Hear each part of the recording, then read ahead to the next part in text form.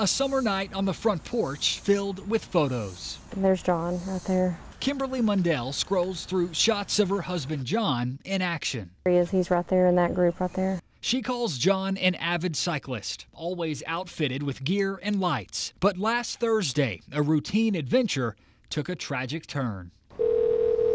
Sherwood 911, where's your emergency? Somebody got hit in the middle of the road on KL 107 in Brockington up the hill by McDonald's. John fell victim to a hit and run on Highway 107 in Sherwood. He was taken to the hospital and underwent surgery, but died 4 days later. An absolute nightmare. We want some closure. We want to know what happened. We want to know why. On Friday, newly released video offered a promising lead. Sherwood police say this surveillance footage shows John rounding a corner minutes before he was hit.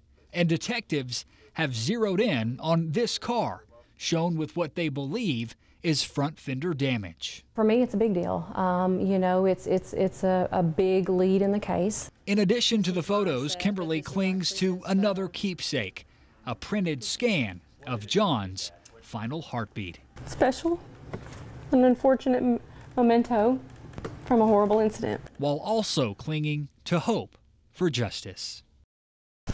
Hitting the water from cliffs that elevate a tragic risk. But water can be one of the most deadly things. Swimmers take the plunge along Greers Ferry Lake. Just to jump off and feel free. Days after a 23-year-old dad drowned, trying to join in that fun.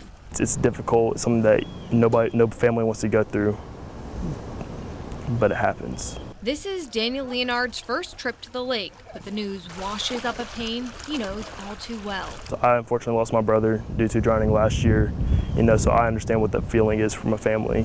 The 18-year-old still leapt in, but not without hesitation. I could have jumped off in that same spot, and something could have happened to me. This sign is the only warning out here, and first responders tell me they don't have any plans to close the cliffs because it attracts so many jumpers already. I think people would jump anyway. The thrill is an attraction that ends up keeping first responders busy. Every year we wind up having broken legs and broken arms and people that have big cuts, and sometimes people don't come back up again.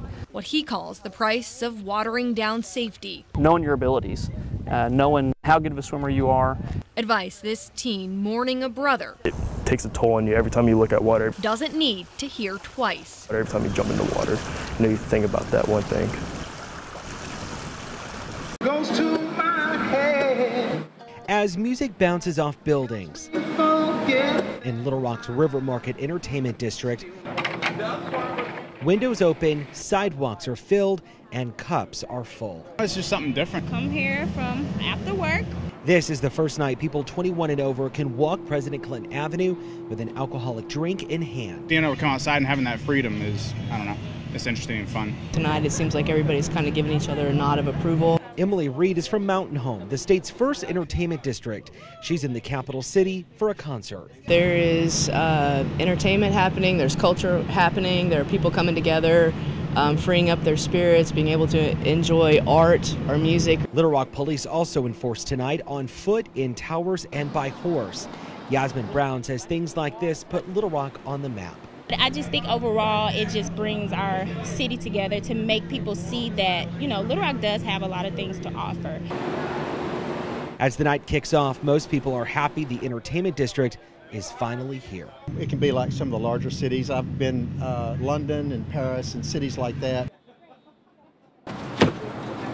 Ashes and soot are all that's left inside Curly Willow Designs in Cabot. It seems like complete destruction, almost like a tornado came through here.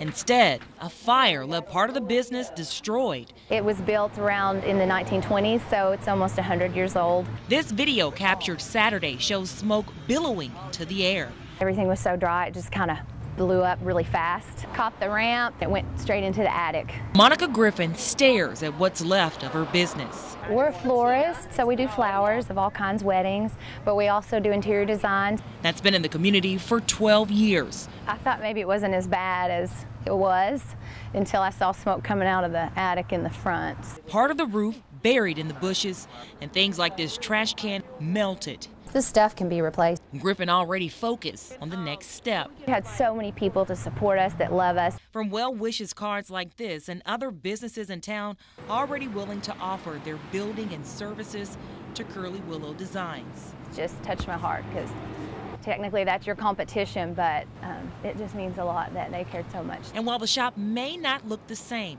Griffin is already excited about what's next.